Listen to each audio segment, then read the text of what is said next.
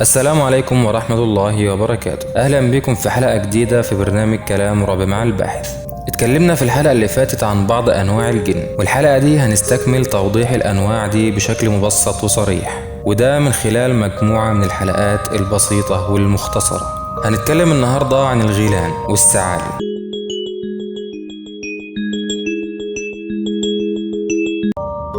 ودول أنواع من أنواع الجن.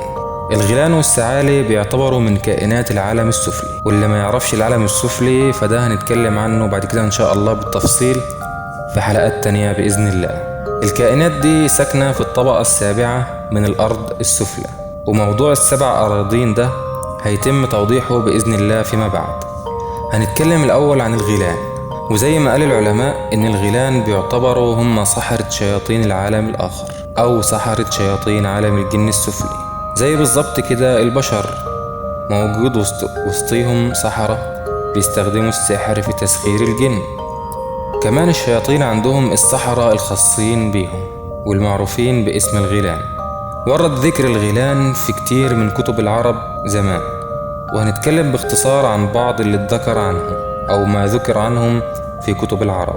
قال العلامة كمال الدين الدميري في كتابه حياة الحيوان الكبرى في الجزء الثالث، ذكر ما نصه: الغول بالضم جنس من الجن، وتحديدا الشياطين، وهم سحرتهم، يعني سحرة الشياطين. وقال العلامة الجوهري: هو من الثعالي، والجمع غيلان، يعني الغول يعتبر نوع من أنواع الثعالي. وقيل العكس، وهو كل ما اغتال الإنسان فأهلكه فهو غول. وقيل الغول التلون، بمعنى إيه؟ يقال تغولت المرأة إذا تلونت، وغالته غول إذا وقع في مهلكة.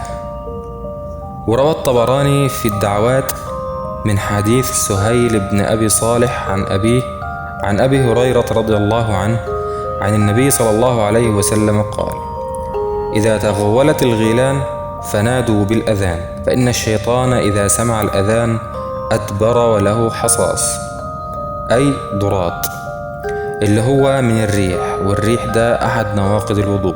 وروى النسائي من حديث الحسن عن جابر بن عبد الله رضي الله عنه بلفظ أن النبي صلى الله عليه وسلم قال: عليكم بالدلجة فإنها تطوى بالليل، فإذا تغولت الغيلان فبادروا بالأذان.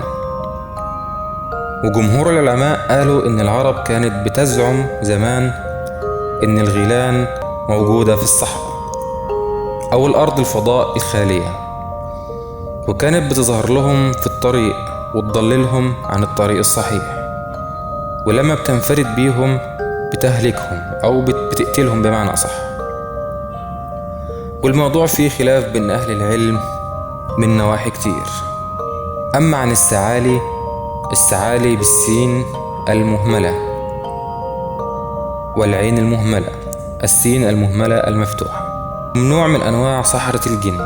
وزعم العرب إن الإنسان لو كان لوحده في الصحراء بتظهر له الثعالي، بس بتكون في شكل إنسان، وإذا كانت أنثى بتظهر في شكل أنثى جميلة جدا، وبيمشي وراها هذا الشخص أو هذا الإنسان وبتضله عن الطريق، ولما توصل بيه لمكان معين بتهلكه.